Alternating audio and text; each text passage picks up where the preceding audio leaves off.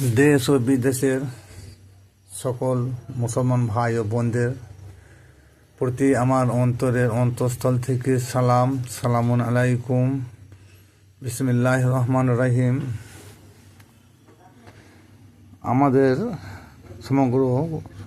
সমগ্র মানবের উপরে আল্লাহ পাক রব্বুল আলামিন হিদায়াতের জন্য একটা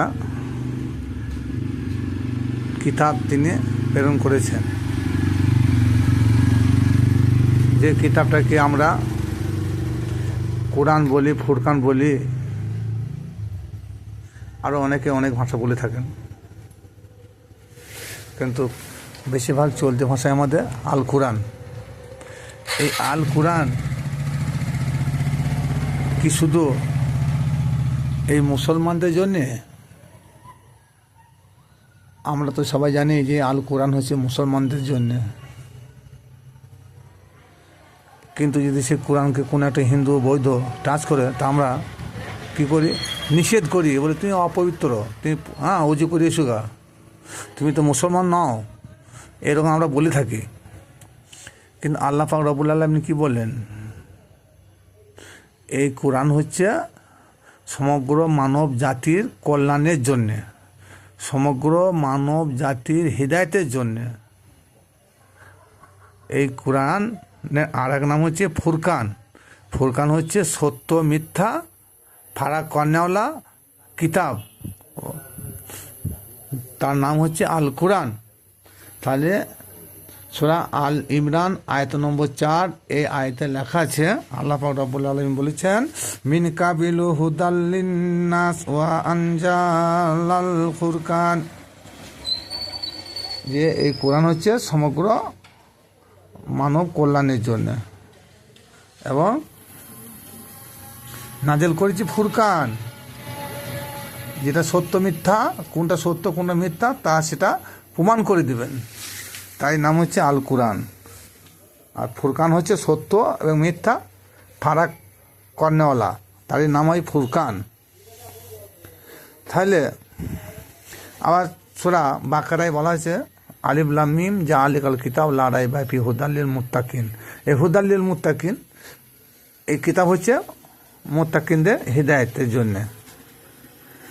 তাহলে আমরা যদি কেউ ভেবে নিই যে না, এই কোরআন শুধু মুত্তাকিনদের জন্যে, কখনো না। কোরআন মুত্তাকিনদের জন্য এটা বলেছেন, আবার হুদাল লিন নাসের জন্য বলেছেন। খালি শুধু মুমিন মুসলমানদের জন্য কোরআন নয়। তা সেই কোরআনে আরও একটা আল্লাহ পাক রব্বুল আলামিন খুব গুরুত্বপূর্ণ আয়াত নাজিল করেছেন, সূরা আল ইমরান আয়াত নম্বর 102।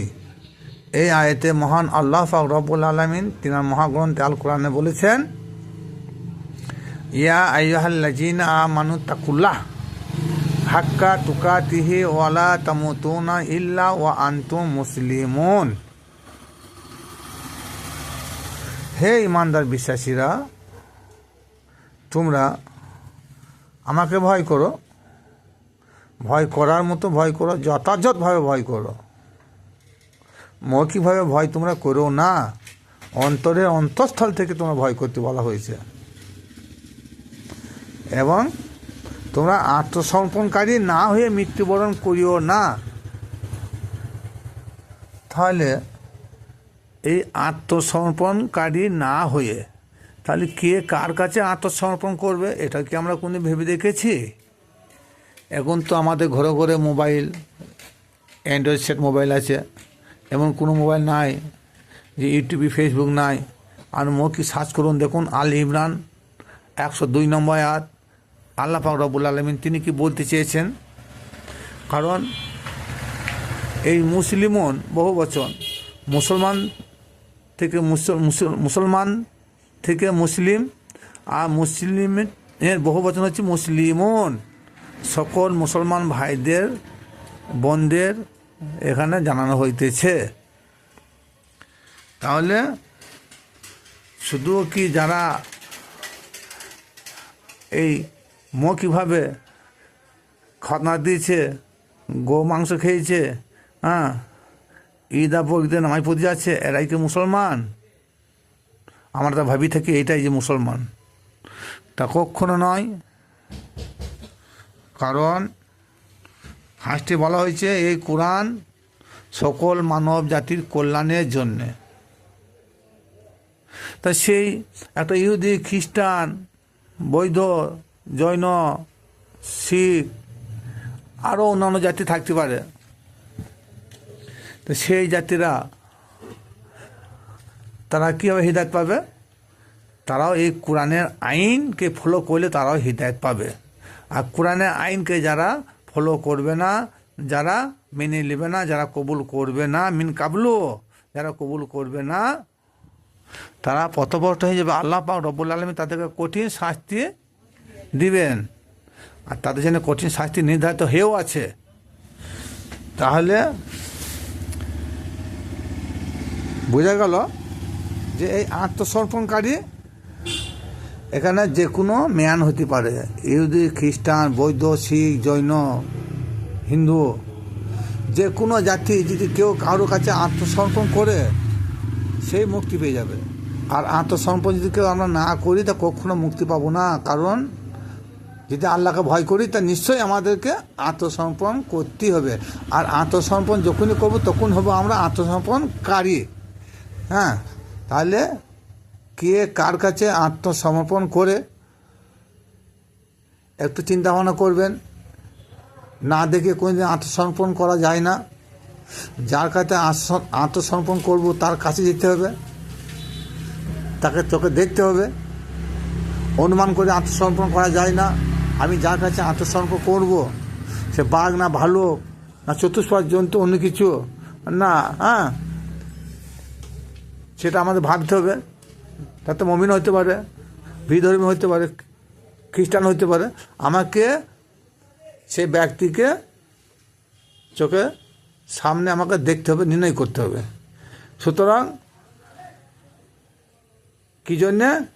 যে মৃত্যুর পরে আমি কল্যাণ পাব। মৃত্যুর পরে কল্যাণের জন্য আমাকে একজন আল্লাহ বান্দার হাতে আত্মসমর্পণ করতে হবে। আল্লাহর ওলিদেরকে বলা হয়েছে, আল্লাহ পাক রব্বুল আলামিন তিনি বলছেন আমি একজন ওয়ালি। তাই সে আল্লাহ তিনি কোন জায়গায় বললেন নাই যে আমি মৌলানা, আমি মুফতি, আমি মুহাদ্দিস, হ্যাঁ, তিনি বললেন না। আমি বলি আল্লাহ বলেছেন আমি ওয়ালি, আমি বললাম তোমাদের অভিভাবক। তা সে এই ওয়ালির হাতে হাত দিলে সে আল্লাহ ওয়ালির হাতে হাত দেওয়া হবে। কারণ আল্লাহ পাক রব্বুল আলামিন এই আল্লাহর ওলিদেরকে তিনি বলে দিয়েছেন যে এনারা আমার হচ্ছে বন্ধু। যে বন্ধুকে যারা অনুসরণ করবে তারা আল্লাহকে অনুসরণ করা হবে। যারা আল্লাহর দাওয়াত যারা প্রচার করে, যারা আল্লাহর দেয়া বার্তা যারা প্রচার করে, তারাই হলো প্রকৃত আল্লাহর বন্ধু, তারাই হলো রসুল, তারাই হলো খলিফা। তাই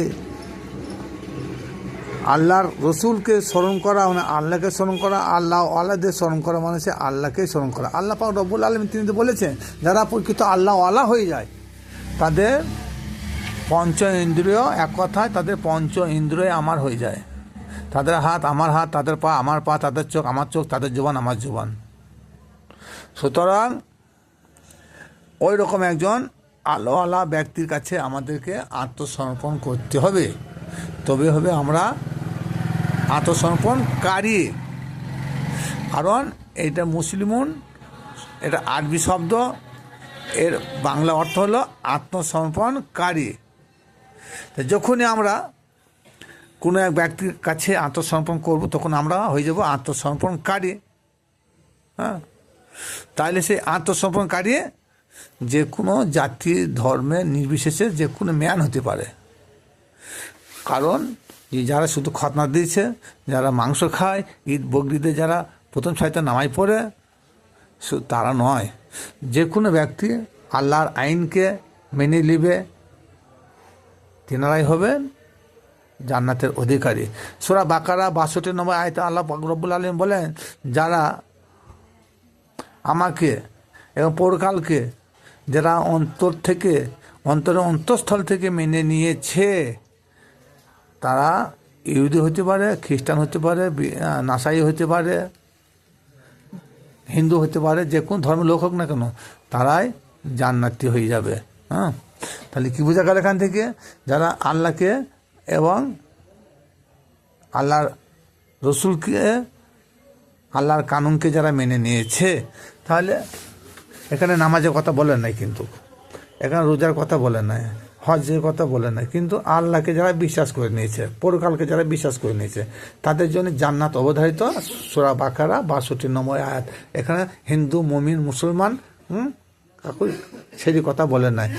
হ্যাঁ, এখানে বলেছে নাসাই, সাবেরি, হিন্দু, হ্যাঁ, খ্রিস্টান, এরাও যদি আল্লাহকে এবং তার পরকালকে যদি বিশ্বাস করে নিয়ে থাকে, তারা জান্নাতে চলে যাবে। তাহলে এখান থেকে কী বোঝা গেল?